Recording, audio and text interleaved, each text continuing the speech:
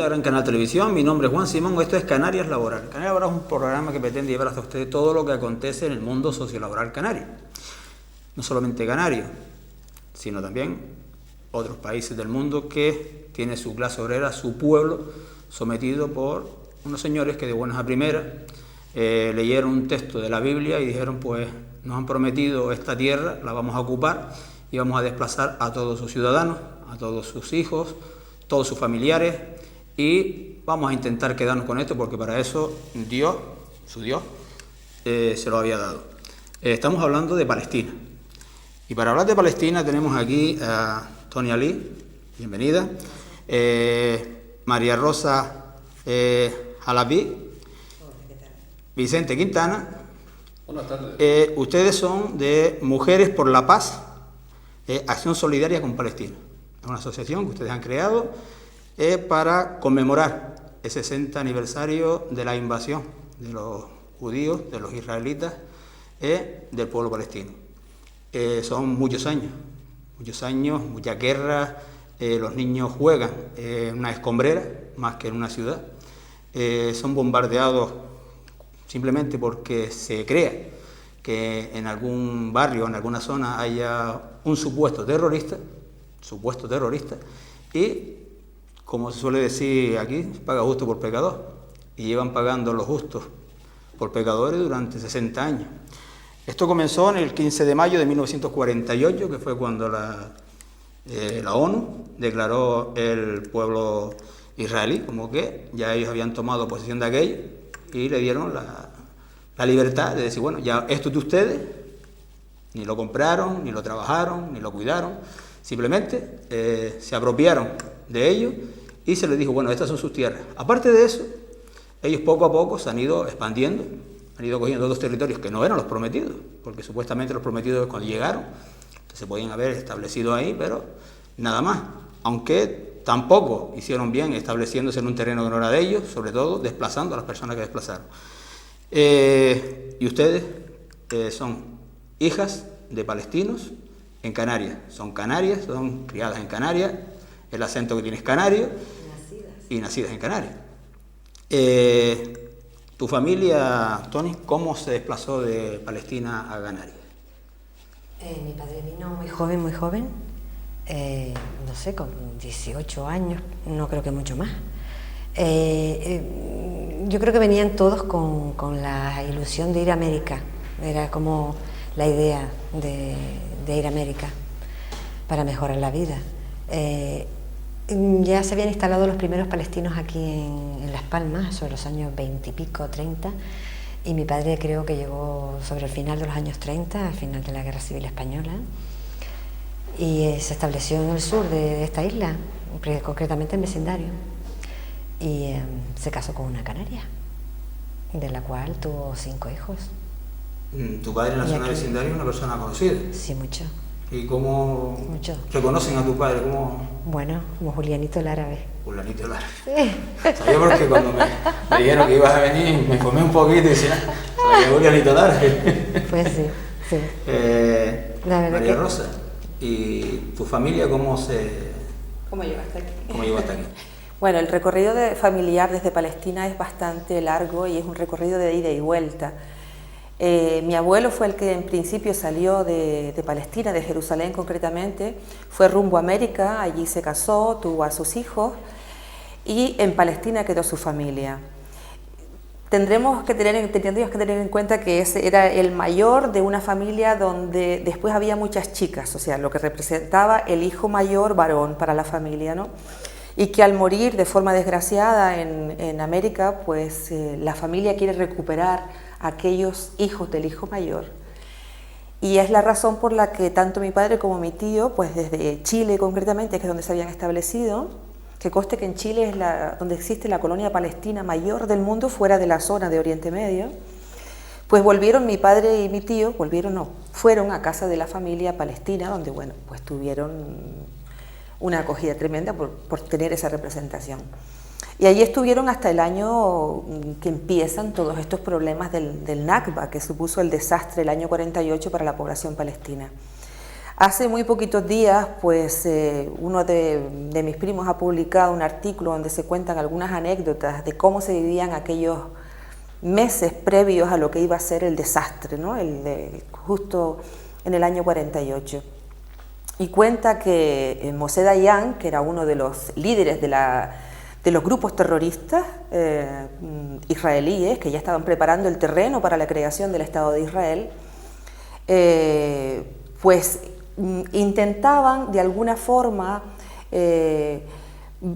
pulsar cómo estaba la situación para cuando apareciera de verdad el control sionista que estaba ya preparado, ¿no? Todo el aparato militar estaba ya perfectamente entrenado y funcionando. Y en esta anécdota que cuenta mi primo, pues él explica que en una de sus mudanzas llevaba una alfombra y mi tío le dijo, anda, vas a acabar teniendo en casa la alfombra de Moshe Dayan. Entonces aquello, él le dijo, explícame cómo es esto de que tenemos en casa la alfombra de Moshe Dayan. Y entonces mi tío le explicó que a principios del año 48 se presentó Moshe Dayan con su ayudante porque quería tener una reunión con los vecinos del barrio, el barrio de Baca, que está en una zona de Jerusalén, para hablar con ellos, ¿no? Y entonces cuenta que llegó a la casa, prepararon la reunión y les dijo, bueno, ¿por qué no nos sentamos al estilo de los árabes? Y él se sentó en el suelo con su ayudante militar. Y la gente que estaba allí esperando se sintió extrañada, ¿no? Porque, mire, usted siéntese como quiera, pero nosotros nos vamos a sentar al estilo de los árabes. Y se sentaron en las sillas que tenían preparadas, ¿no? Y aquellos dos señores se quedaron ahí. Bueno, el caso es que, como salieron muy descontentos de aquella reunión, porque lo que quería que era convencer a la gente para que aceptara a la fuerza militar sionista, y se fue muy molesto. El caso es que a la noche siguiente bombardearon la casa, no donde era la casa familiar donde la reunión, sino que se equivocaron, bombardearon la casa de al lado, mataron a 2 chicas que estaban durmiendo, y a los pocos días apareció una granada en el balcón, esta vez sí de la casa, que no explotó milagrosamente. Y a partir de ahí, pues bueno, es una forma de explicar con un caso concreto qué supuso la aparición del ejército sionista, con qué intenciones iban, y a partir de ahí, pues bueno, fue todo una tortura para la gente que vivía en los barrios de Jerusalén, porque ya no se pudo vivir en paz. La gente empezó a hacer patrullas nocturnas para poder defenderse, porque los disparos y el lanzamiento de granadas y de bombas a las casas de las familias que vivían allí fueron continuos. Y eso fue lo que pasó. La gente, llegando ya el momento del desastre, concretamente con una matanza absoluta que se hizo en uno de los pueblecitos cercanos a Jerusalén, el pueblecito de Deir Yassin, donde asesinaron absolutamente a toda la población. Un primo de mi padre contaba cómo veía pasar los camiones que luego llevaban a los muertos, a los cadáveres. Y esa realidad tan dura es la que hizo que mucha gente decidiera, por lo menos por un tiempo, cerrar la puerta de su casa, llevarse la llave, pensando que aquello iba a durar solamente un poco de tiempo, y la realidad es que nunca más pudieron volver a su casa. Por eso ese comienzo tan triste y tan duro es lo que se conoce como el desastre, el Nakba, la palabra árabe que define pues la catástrofe que supuso para el pueblo de Palestina, que le expulsaran de su casa, que le expulsaran de sus tierras y que se estableciera un Estado de Israel de forma unilateral, porque el Estado de Israel que se proclamó fue unilateral. ¿Cuántos, si tiene algún censo, cuántos canarios palestinos hay?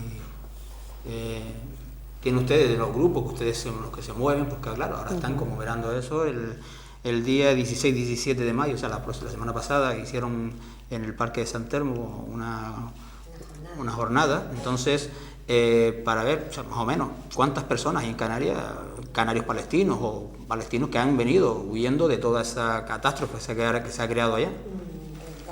Datos exactos no tengo, pero unos cuantos cientos sí vinieron en aquella época, de los cuales los hijos y descendientes seremos entre 4.000 o no sé, unos cuantos miles, repartidos en las Islas Canarias, no solo en esta isla.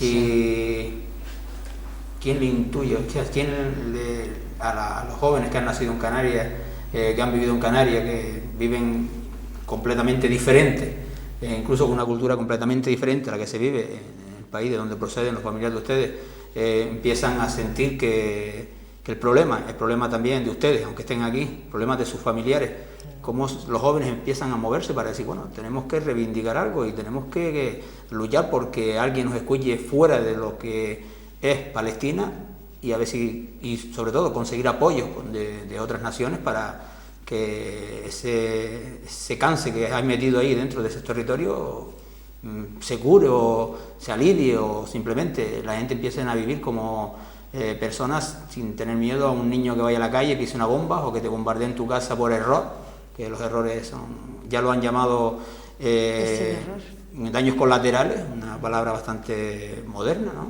Entonces, ¿cómo es que los jóvenes se dicen, bueno, pues tenemos que movilizarnos? Sus padres les cuentan lo que había para movilizarse y decir, bueno, vamos a hacer esto. Nuestros padres estaban siempre muy preocupados por el asunto. Yo recuerdo de pequeña ver a mi padre fijo con la radio puesta, todas las emisoras árabes. Imagínate, él estaba aquí cuando se creó el Estado israelí. Mi hermana tengo una hermana que nació en el 48. Y todos recordamos con mucha tristeza la cara de mi padre y el enfado y, en fin, la amargura. De saber que su familia se lo estaban pasando mal, que se te habían tenido que ir muchísimas personas de los pueblos. Se cuenta que en los meses posteriores a mayo del 48, Israel desapareció 480 aldeas, pero borradas del mapa, para que no quedara ni siquiera las estructuras arquitectónicas de la configuración del pueblo, de la aldea.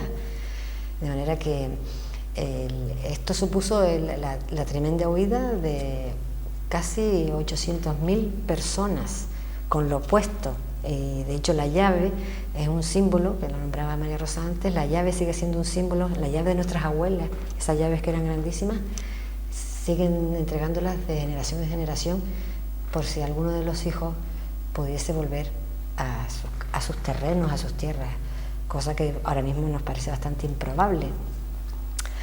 En fin, yo no sé, mi padre, la gente sí contaba las cosas, cantando, con las costumbres culinarias, contando historias o leyendas o circunstancias de las familias. Cuando venía alguien se le ha recibido en las casas, se les ayudaba a salir a buscarse un trabajo. Me acuerdo muy bien que mi madre decía, pero Julián, tú siempre dándolo todo, como que a todo el que llegaba se le daba la posibilidad de poder empezar de nuevo, ¿no?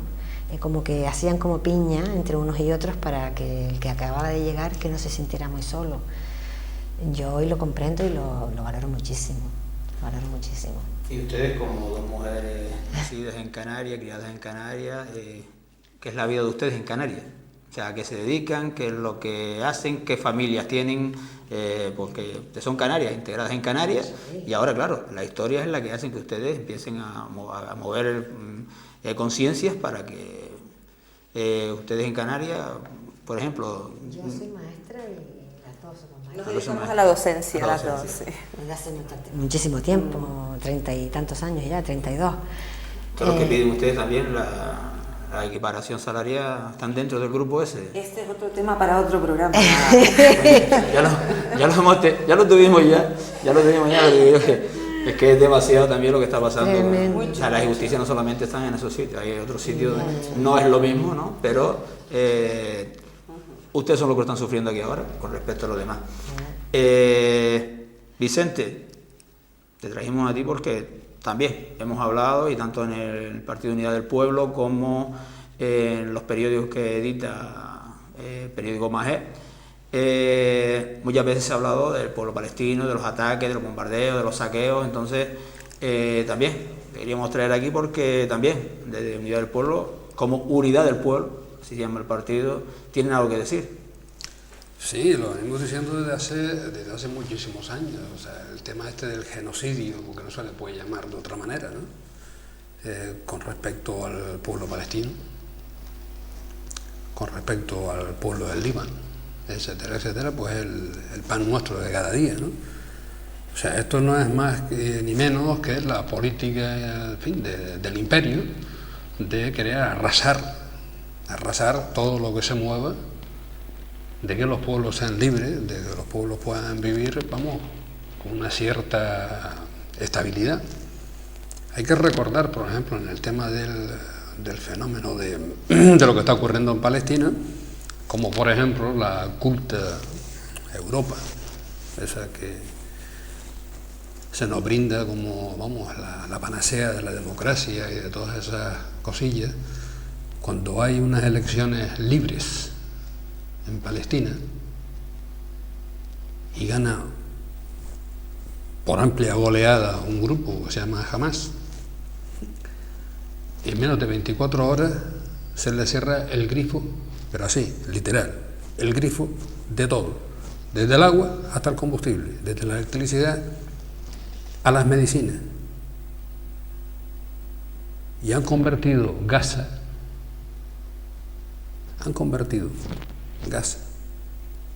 como si fuese la antigua Polonia cuando estaban los judíos.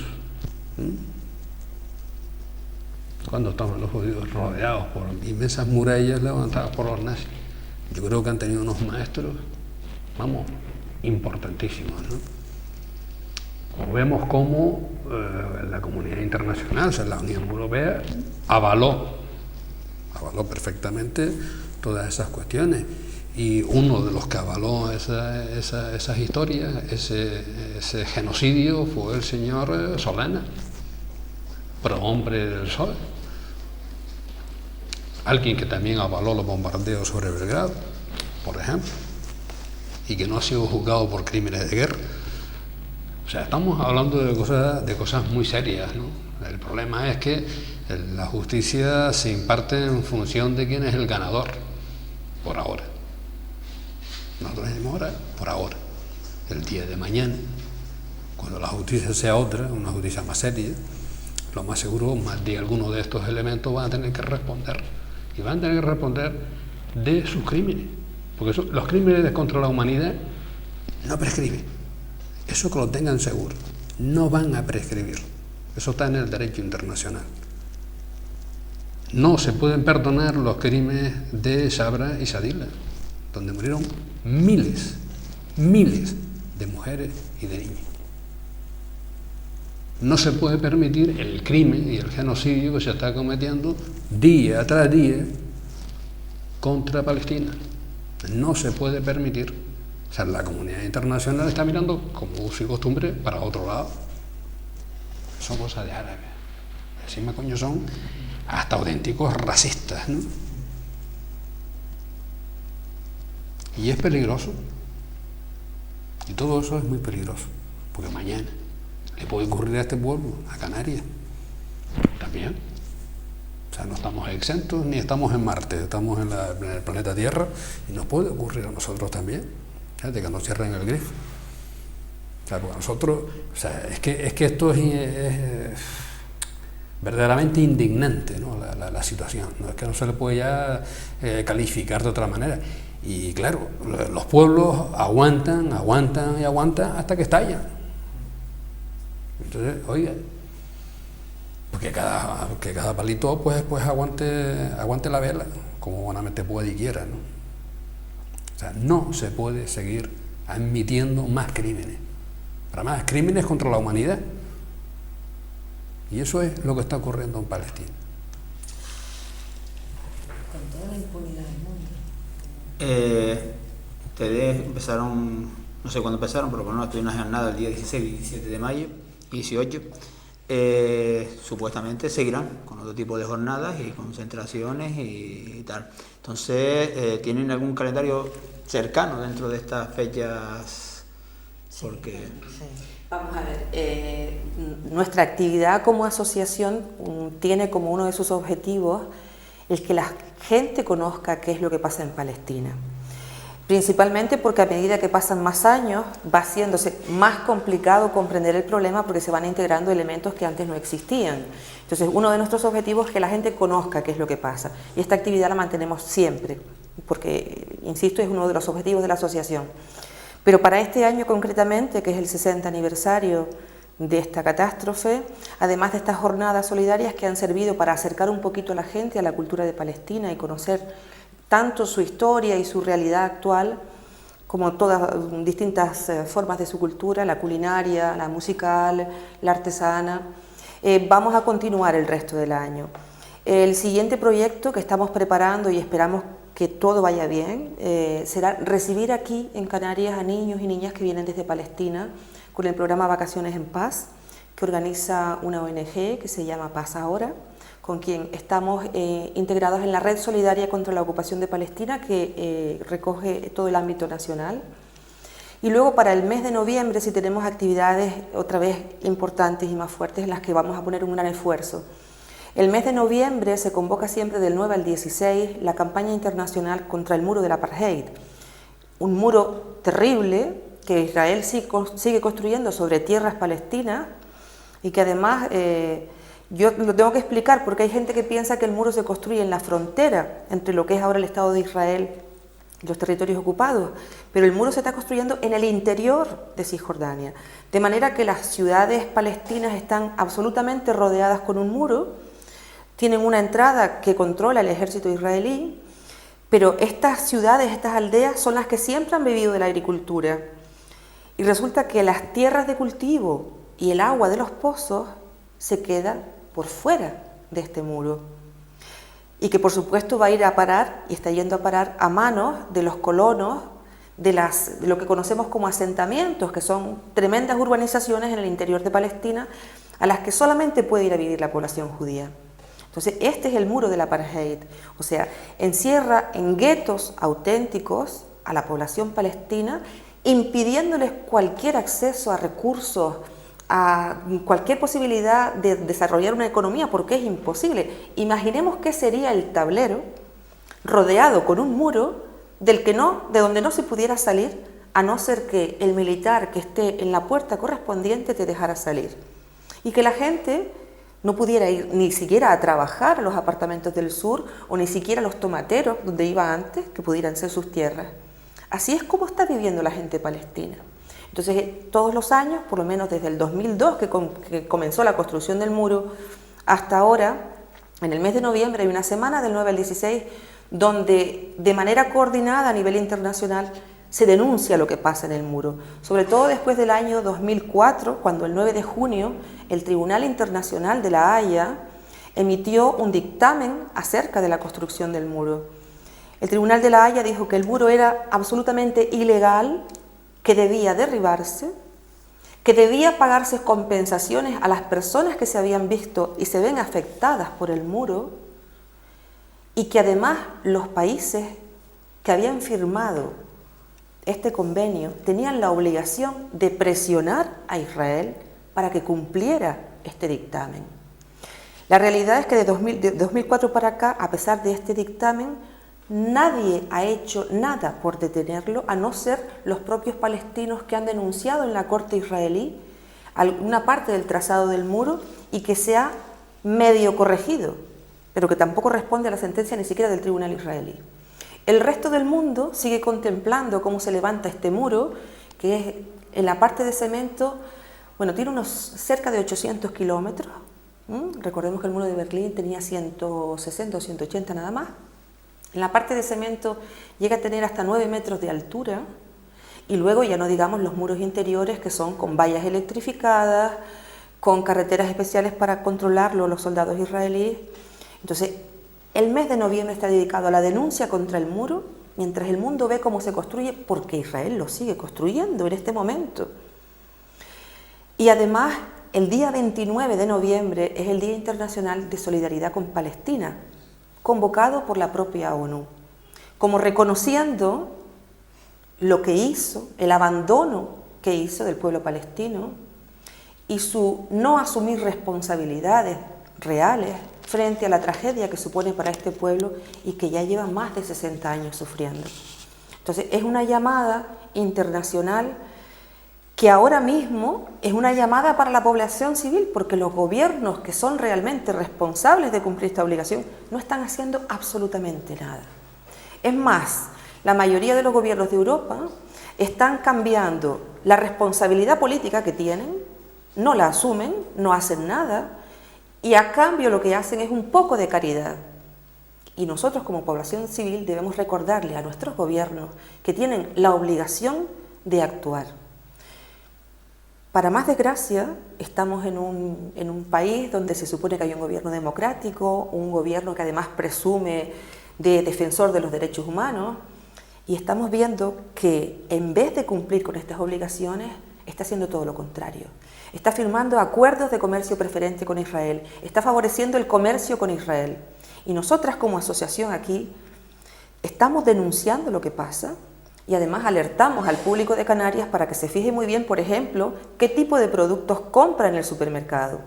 Si en los años 80 la población civil fue capaz de reaccionar contra un gobierno de apartheid como era el gobierno de Sudáfrica, y mirábamos la latita y si era de Sudáfrica decíamos no, porque este gobierno tiene leyes distintas para los blancos y los negros y no nos parece justo, hoy tenemos que hacer lo mismo, tenemos la obligación moral de hacer lo mismo.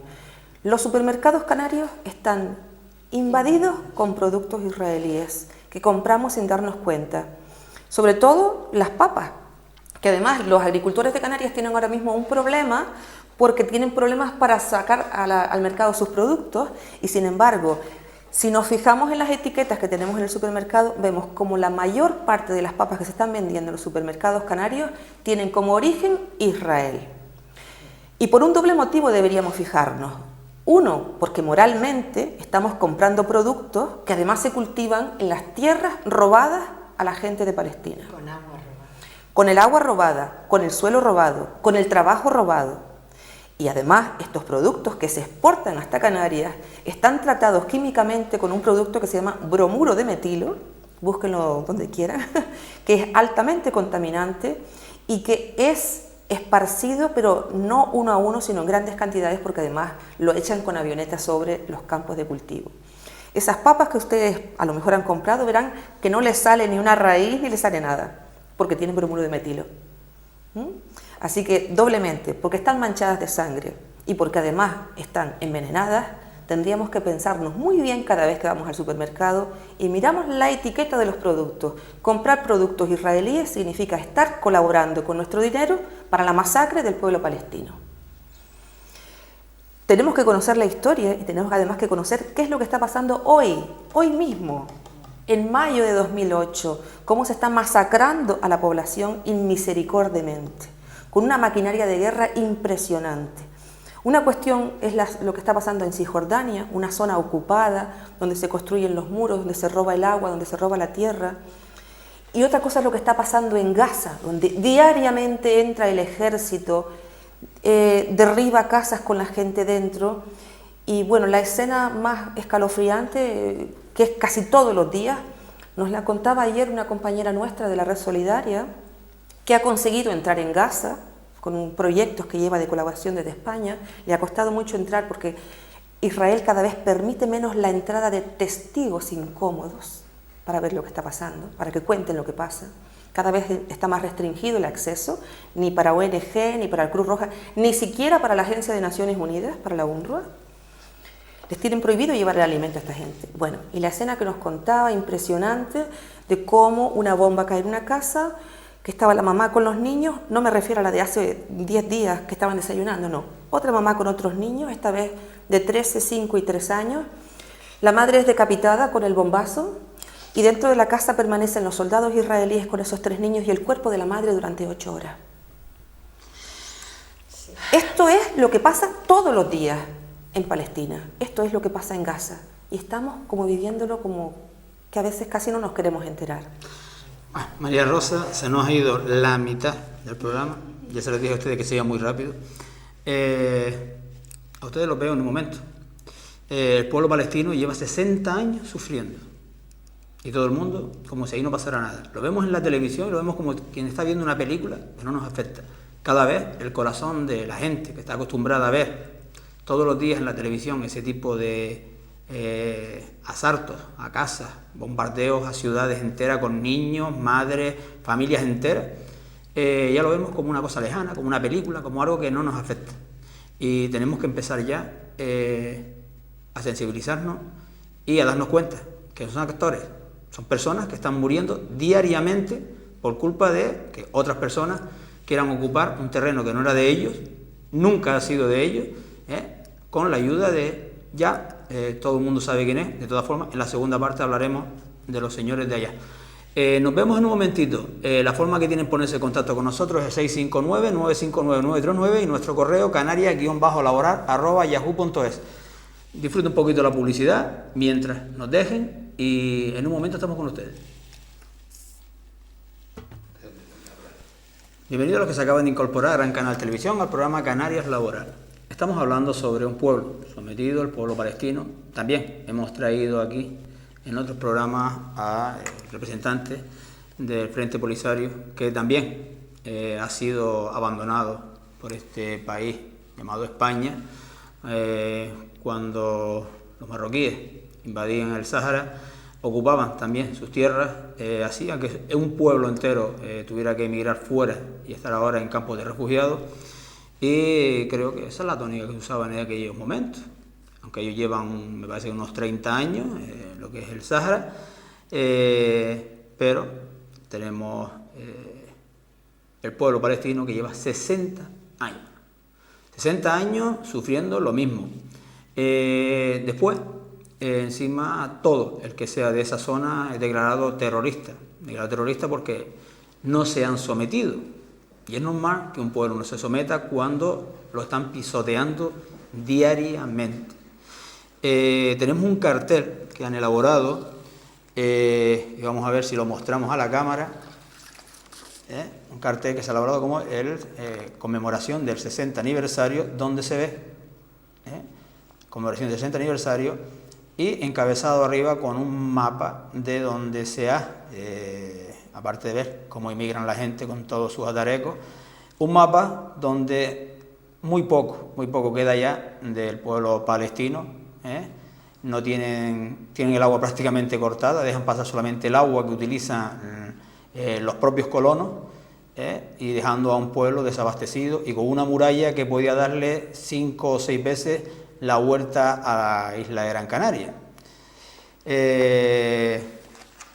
Ustedes han cogido, vamos a decir, el testigo de los familiares de ustedes que en su momento tuvieron que abandonar con lo opuesto esos territorios, y ahora mismo en lo que poníamos la publicidad estábamos hablando de territorios ocupados, de cosas que se están haciendo, y una pregunta que yo quería hacer a los dos, porque se oye mucho de el Tribunal de la Haya, se oye mucho hablar sobre los mandatos de las Naciones Unidas, y yo creo que eso no sirve para nada, ni respetan nada, porque está Guantánamo, está casi todos los países invadidos tanto por los israelitas como por los americanos, y ahí cada uno campa a sus anchas, y por mucho que todas las Naciones Unidas hagan resoluciones contra eso, nadie las respeta. Parece que esos señores son libres de hacer lo que les dé la gana en este planeta y que nadie les puede poner freno para que ellos sigan cometiendo los desmanes que están haciendo. Estábamos antes hablando sobre lo que hacían, incluso os estaba diciendo, que fue lo que acabo de decir ahora, sobre los territorios, el agua que se corta simplemente, se han cogido la mitad del agua, se la han dado para que los israelitas cultiven y nos vendan las papas esas contaminadas que nos venden, en terrenos que no son de ellos, y encima tienen a un pueblo encerrado en un muro, que estamos hablando de unos 800 kilómetros que van ya.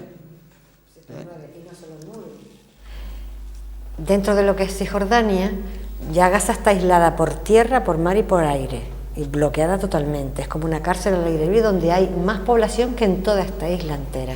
Es 1,5 millones de personas con el suministro cortado, con no hay medicinas. Los hospitales, por ejemplo, un neonato que necesite una incubadora, pues se puede morir porque no hay luz que haga trabajar a la incubadora. Y bueno, medicina, primeros auxilios, alimentación básica, bueno, el transporte para irse a una universidad, a un colegio, pues como no hay servicios públicos, o sea, que está todo cortado. La UNRWA, que es la Agencia de Naciones Unidas exclusivamente para la población palestina, creada en el año 49, se llama UNRWA, el otro día denunció que no podían entrar a hacer su trabajo en Gaza porque los camiones no tenían gasolina. No les dejaban, se los habían bloqueado de tal manera que ellos no podían hacer su trabajo, que era abastecer a los refugiados que se encuentran dentro de Gaza, porque Dentro de Cisjordania y Gaza no solo hay pueblos y aldeas y ciudades, también se encuentran campos de refugiados, de gente que ha tenido que irse de su aldea, que se la destrozaron, o el otro pueblo, o de su casa que se la destruyeron, y han tenido que irse a los campos de refugiados.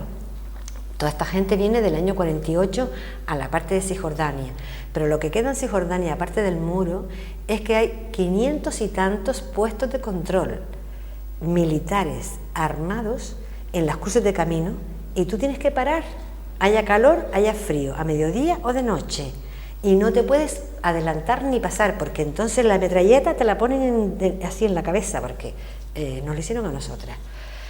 El taxista tenía prisa un día que íbamos de un sitio a otro y no sé por qué le dio, como éramos españolas, le dio por adelantar, enseguida nos saltaron y nos quitaron los pasaportes, pero debe ser que se dieron cuenta rápidamente que no podían hacerlo, que vinieron a devolvernos los pasaportes sobre el mar. Y teníamos que hacer la cola para poder pasar de un pueblo a otro y luego del siguiente pueblo al otro. Date cuenta que tú de aquí, del tablero, para ir a vecindario tienes 2 controles militares y no puedes adelantar ni pasarte, los tienes que hacer la cola hasta que te toque pasar.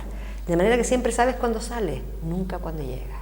Y a lo mejor ni llega y tienes que darte la vuelta. O sea, esto significa que económicamente, para una cita con un médico, para cualquier cosa, no puedes saber cuándo llegas al otro lado. O para irse al aeropuerto de Tel Aviv, si tienes papeles. O sea, todo es una complicación que la verdad es que yo no sé cómo la gente puede sobrevivir, de verdad. Es que tienen una resistencia y tienen un valor y tienen una moral que, vamos, yo me quito lo que sea. Quiero decir, ustedes que han estado allí, ¿cómo es la vida de un niño, un adolescente o de un bebé dentro de lo que es? Desde que empieza, claro, un bebé, contamos con que llegue 2 o 3 años en un territorio, en una ciudad donde solamente hay escombros. Entonces, imagínense que lo que estamos viendo, los terremotos estos que han habido últimamente en China, que no pase porque sea una catástrofe natural, sino porque te han bombardeado tu ciudad, tu pueblo y tu casa, y te encuentres las personas enterradas bajo ahí, y los niños tengan que jugar donde hay bombas, donde hay minas, donde hay de todo. La vida de un niño dentro de un territorio ocupado, de un territorio controlado por militares, donde puedes estar tranquilo en tu casa y de buenas a primeras bombardear otra, porque supuestamente hay un supuesto terrorista del sistema que ellos tienen. Porque vamos a contar que no son terroristas, son personas que están luchando por su libertad y por su... El derecho internacional te da, el derecho internacional te dice que tienes derecho a defenderte del ocupante. Claro. Así que ellos están obligando a estas personas a estar desesperadas. O sea, nosotros no compartimos que la violencia es la solución, no, pero podemos entender cómo me puedo volver incluso hasta, ¿me entiendes?, a inmolarme, es decir, si ya no tengo nada que perder, pues hago lo que sea. Es decir, es que la desesperación es muy grande, porque es un bloqueo total y absoluto. Los niños, cuéntale de los niños. Bueno, si echamos una revisión a cómo puede ser la vida de una persona que nace en Palestina, vamos a pensar que ni siquiera está en campos de refugiados donde las condiciones son límites, dependiendo absolutamente de la ayuda internacional. Vamos a pensar en alguien que puede nacer incluso en la casa o en el pueblo donde su familia ha vivido toda la vida. Si esa criatura primero llega a nacer, porque el índice de abortos entre las mujeres está aumentando terriblemente, y aunque un embarazo esté próximo al parto, vamos a ver si a esta mujer se le permite llegar a un centro donde la atiendan. El número de bebés que mueren en estos checkpoints que hablaba ahora mismo Tony, porque los militares que están controlando no permiten el paso de ambulancias, ha aumentado muchísimo el número de muertes de recién nacidos y de mujeres que tienen que parir en condiciones que no son las adecuadas en los puestos de control. No solamente porque no se las deja llegar, sino el nivel de estrés tan extremo a que están sometidas durante todo el embarazo y el momento del parto. Esto si no estamos en Gaza, donde por ejemplo todas las noches hay vuelos rasantes, hay bombas de sonido especiales, muchas de las armas químicas, muchas de las nuevas armas se están probando en la población palestina, armas de todo tipo. incluso de las que no conocemos, pero que se están probando con la población palestina.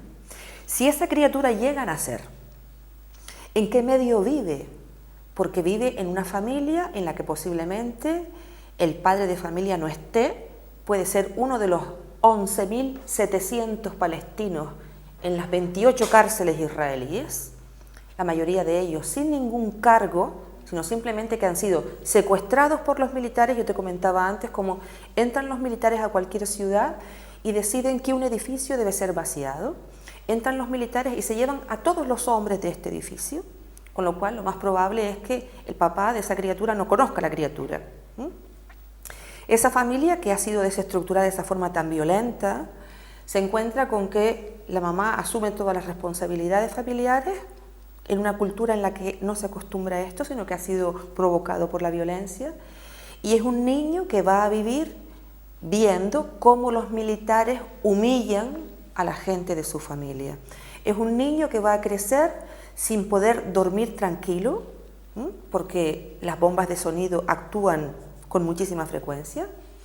Es una criatura que va a ver cómo los mayores de su familia y de su pueblo son humillados diariamente por niños de 18, 19, 20 años, porque esos son los soldados israelíes. Son criaturas, adolescentes, a las que se les ha puesto una ametralladora en las manos y se les ha dicho que lo que tienen enfrente no son personas, sino que son animales. Parecerá que exagero, pero este es el lenguaje que utilizan. O sea, para estos adolescentes israelíes que cumplen su servicio militar, los chicos 3 años y las chicas 2 años, cuando tienen un arma en las manos, pueden hacerlo absolutamente todo. Y lo que hacen es humillar continuamente a la población palestina, porque ese es su trabajo, humillar a la población palestina, esa es la consigna. Y no son considerados como personas. Y esta criatura, este niño o esta niña, pues posiblemente pueda ir a algunas de las escuelas de la UNRWA, que aún se mantienen, porque para ir a la escuela normal debe recorrer ahora una distancia de kilómetros, posiblemente caminando, no puede salir de su ciudad porque está el muro, y tiene que recorrer ahora muchos kilómetros para encontrar un paso o una puerta, como llaman los israelíes, para ver si los soldados, insisto, adolescentes con ametralladora que están en ese puesto, permiten que ese día las niñas y los niños pasen a la escuela. Si lo permite, irán a su escuela y no se sabe qué podrá ocurrir, porque muchas veces hay balas que salen de las ametralladoras y que nadie ha disparado, pero que la bala ha salido y van directo a la cabeza de las criaturas que están en la escuela. Y ya son muchas niñas y niños los que han muerto en estas circunstancias en escuelas palestinas. Son el blanco. Y si consigue tener una sesión de clase sin que haya ningún disparo o sin nada extraordinario, sin que arresten a ningún compañero de la escuela acusado de haber tirado alguna piedra contra el muro, que es lo habitual, y quiere volver a casa, tendrá que ver si esta vez los soldados les permiten volver a casa. Y cuando vuelva a casa se encontrará pues que tendrá que pasar y ver en la calle arrestos, el paseo de los militares, y sabe Dios qué tremenda desgracia. Es muy difícil ser niño y ser niña en Palestina. Los efectos de la guerra en cualquier lugar son terribles y yo creo que acompañan a la persona durante el resto de su vida. Pero esta humillación calculada y continua sobre la población palestina, lo que provoca es admiración, porque uno piensa cómo es posible vivir en esta tensión tan grande y seguir intentando que la vida sea lo más normal posible, que es lo que a uno le admira. Y durante 60 años. Y durante 60 años, o sea, intentando asimilar toda esta brutalidad inmensa y luego trabajando para que la vida sea lo más normal posible para estas criaturas o para estas personas mayores. Antes comentabas también, preguntabas de qué valía lo de la ONU y de qué valía el Tribunal de la Haya. Ahora mismo, como vale, está claro que hay que hacer una reforma. O sea, lo que no puede ser es que la ONU siga funcionando con un grupo de países que se consideran los dueños del mundo entero para decidir, aunque basta que uno solo quiera o no quiera algo, para que ponga un veto, y aunque el resto de países esté de acuerdo, que esto no valga para nada. Yo prefiero tener una visión optimista y pensar que en algún momento esto puede cambiar, que tiene que cambiar y que tenemos que hacer que cambie, y que por lo menos está eso, aunque tal y como está, no funciona y tenemos que denunciarlo. Y también confío en que en un futuro, y espero que no muy lejano, todos estos criminales de guerra que además calculan sobre la mesa en sus mapas y en sus planes cómo hay que humillar y hostigar a la población palestina, cómo hay que hacer esta limpieza étnica que ahora mismo se está haciendo de muchas zonas, sobre todo ahora mismo en la zona de Jerusalén y del Valle del Jordán, es terrible. O sea, la política de acoso dentro de Cisjordania y Gaza la conocemos. Quizás sea más desconocido cómo se trata a la población árabe que vive en el espacio donde en el mapa pone Israel, en el Estado de Israel. Israel se nos vende desde allí, porque además tienen una potente maquinaria publicitaria y las películas de Hollywood son una buena máquina, se nos vende como un país democrático. Además, han puesto todo su empeño y su energía en vender a Israel como un país democrático. Si conociéramos cómo se vive dentro de Israel y cómo se trata a la población árabe dentro de Israel, nos quedaríamos aterrorizados. Ya no hablamos de los, insisto, de Cisjordania o Gaza, sino del mismo territorio israelí, donde los árabes que quedaron, que no salieron huyendo, sino que quedaron ahí, que ahora mismo son pues, el 20% de la población, están sufriendo un auténtico sistema de apartheid. Se distingue claramente cuando una población es árabe porque tiene limitado el acceso al agua. Se distingue porque sus ciudadanos son de tercera categoría. Los de primera categoría son los ciudadanos de religión judía blancos. Digo de tercera porque los de segunda son los judíos negros, que tienen también barrios aparte, sobre todo de Etiopía, proceden la mayoría de ellos de Etiopía.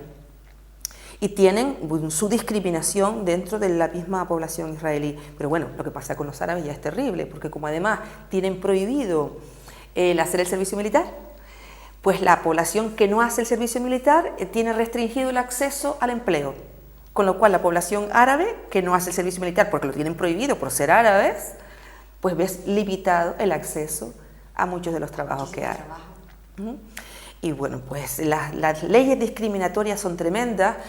Hay que recordar que Israel no es un país democrático porque no hay derechos de ciudadanía. Ahí depende de la religión que tienes. Se autodefine como un país judío. Yo no sé qué pensaríamos si nosotros nos definiéramos como un país católico, como lo fue en la época de los reyes católicos de Franco, un país católico. Eso ahora mismo en nuestros esquemas de futuro no entra para nada, y sin embargo ellos no tienen ningún pudor en definir Israel como un Estado judío. ¿Qué diríamos o qué decimos cuando un Estado se identifica con una determinada religión? Nos parece sorprendente, y sin embargo nos dejamos engañar con la imagen de un Israel democrático cuando se define judío. Y además, las leyes son discriminatorias, no tienen constitución, porque eso significaría reconocer derechos de ciudadanía a las personas que viven allí dentro. No tienen constitución porque no interesa reconocer derechos de ciudadanía. Y es un país que no tiene definidos sus límites ni sus fronteras, porque el objetivo es quedarse absolutamente con toda Palestina y más allá. Y el sionismo, que es la ideología, porque yo también quisiera distinguir muy bien entre lo que es religión judía, cada uno puede tener la religión que le dé la gana.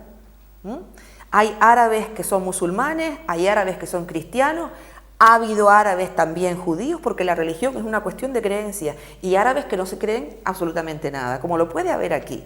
No se trata de un problema de religión, no es una cuestión religiosa, es una cuestión de ciudadanía. Israel no tiene reconocidos derechos de ciudadanía, no tiene constitución y no tiene fronteras, porque su intención sionista, la ideología sionista, es quedarse absolutamente con todo. Impresiona escuchar a los colonos que viven en los asentamientos dentro de Cisjordania. Están convencidos de que su Dios ha dispuesto que esa tierra es de ellos y que lo que hay que hacer es eliminar a los árabes y expulsarlos de allí. Y además con toda tranquilidad, o sea, les interesa tanto esta ideología que escucharlos a uno les da escalofrío. Porque ¿cómo es posible que en el siglo XXI se defienda algo así cuando desde aquí nos parece tan raro escuchar que en nombre de tal o cual Dios se sigan haciendo cosas en este lugar? Este país que se dice democrático tiene esta ideología sionista Y es lo que hay que descubrir. Que no nos engañen, que Israel no es un país democrático. Es un país Los racista. alarmamos cuando vemos una secta de... El sionismo es también sinónimo de fascismo, ¿no? Fascismo, Y es evidentemente. fascismo puro y El nuevo duro. fascismo del siglo XXI. Exactamente, entonces es una cuestión muy jodida, vamos a poner el palabra exacto, ¿no? Una secta por ahí de un par de miles de personas, así que va el FBI y todo el mundo a saltar porque están comiendo el coco a un par de miles de personas, a lo mejor no llega ni a tanto. Y sin embargo vemos como una religión, amparándose en una legislación, amparándose en el sionismo, atenta contra todos los derechos de toda la humanidad, porque no sabemos dónde va a terminar. Cuando se le acabe esta zona, pues podrá ir a Egipto y podrá tirar para otro lado. La cuestión importante, ¿no? El sionismo como tal de ideología tiene un sustento económico importantísimo, ¿no? O sea, un apoyo vamos, mundial, pero vamos, de un calado que a veces se nos escapa, ¿no? Por ejemplo, una de las causas que hay, por ejemplo, cuando ha ocurrido y ocurre, sigue ocurriendo la crisis financiera en los Estados Unidos, uno de los grandes emporios, ¿no?, que sacaron mucho dinero de esta crisis fue precisamente la gran banca que está ligada a los poderes sionistas, ¿no? Y eso está ahí, la Goldman Sachs, etcétera, etcétera, etcétera, ¿no? Y además, aquí en este país, ¿verdad?, ya tuvimos un general aquí que era caudillo por la gracia de Dios, o sea, menuda gracia nos hizo, ¿no? Menuda gracia, ¿no? O sea, vemos como también el señor ese que en fin, el hacedor del holocausto también, pues también era, pues en fin, un elegido de Dios. O sea, cuando se va y se pone por medio el del bigotillo. ¿Ustedes han puesto a analizar la cantidad de los personajes que son los que han hecho cambiar el mundo? No es que estén Son cambiando pequeños el mundo, o sea, son pequeñajos, son auténticos, para eso son únicamente y exclusivamente pues los cabos de vara, ¿no? Detrás están los emporios económicos que en definitiva son los que mandan, ¿no? O sea, son los que mandan y los otros son los que obedecen, ¿no? O sea, porque si desde, por ejemplo, cuando antes comentaba, desde la culta y estupenda Europa y la democrática Europa, ¿no?, cuando ocurre lo que ocurre en Palestina, hay, y vuelvo a insistir, unas elecciones libres, ¿no?, y donde el pueblo palestino dice, mire, yo quiero ahora que sean los señores, déjame los que gobiernan, y en 24 horas hacen así, sac, y cierran el grifo de todo, incluso incautándose de un dinero propiedad del gobierno y del pueblo de Palestina, o sea, que manda tela, que manda tela. O sea, han cerrado el grifo de la electricidad, el del agua, el de las tierras, el dinero propiedad de los palestinos se lo ha incautado la Unión Europea. Y eso hay que decirlo y eso hay que denunciarlo. Y ahí están mirando siempre para otro lado. Por ejemplo, el gobierno español, por ejemplo, cuando habla, por ejemplo, del tema del Sáhara, que lo tenemos aquí al lado precisamente, ha sido el que ha rearmado y sigue rearmando al ejército marroquí para que masacre al pueblo saharaui. El ejército español, el gobierno español. Entonces, vende armas a Israel. ¿De qué estamos hablando aquí? O sea, ¿de qué estamos hablando? Eso es uno de los mayores fabricantes de bombas de racismo, de misiles de racismo, España. Entonces, esa es la realidad, Entonces, claro, ¿cómo se hace ver de que todos los demás pueblos son toda una pila de bandoleros y de bandidos y no sé cuánto? Hombre, claro, o sea, tú pones en marcha toda la presión mediática, que es muy importante, además lo han aprendido muy bien, o sea, el sistema lo ha asumido muy bien, decir, bueno, bombardear mediáticamente a los territorios que están fuera de, por ejemplo, a los Estados Unidos, aquí, allá, mira que aquellos son terroristas, aquellos no sé cuántos, coño, mira, los islamistas. Bueno, después te aparecen ahí, o te aparecen, por ejemplo, unas últimas detenciones que ha habido en Mauritania, que dicen que son islamistas, que no sé qué. Pero claro, al final de todo esto, tú empiezas a analizar y verás que es lo que siempre ha dicho unidad del pueblo y lo que sigue diciendo. En definitiva, esto es la lucha de los que no poseen nada, de los desposeídos de la tierra, de los condenados de la tierra, contra el imperio, contra las oligarquías financieras, industriales y militares. En realidad es esto es lo que se denomina la lucha de clases, es que no es otra cuestión, es que esta es la realidad. O sea, los condenados de la tierra que se están rebelando contra los explotadores. Esa es la realidad. Y en este aspecto de Palestina es además un robo en toda regla, un robo y un asalto a las tierras, a los olivos, a su forma de vida, a sus costumbres, a la economía, porque era prácticamente agrícola. Esta gente con el muro delante, te atraviesan el muro por una calle y a lo mejor tienes tu hermana enfrente, tu madre al otro lado y no puedes ir a visitarla, que a lo mejor ibas todas las tardes. Ahora tienes que hacer un rodeo grandísimo y intentar que te dejen pasar por la puerta siguiente, porque no puedes pasar para la casa de tu hermana y estás en el mismo pueblo. ¿Ustedes creen que todos los judíos saben lo que está pasando en Israel y lo que están haciendo? ¿Conocen ustedes judíos en Canarias? En Canarias no, pero sí. Vamos a ver, la población israelí no es tampoco un todo unitario.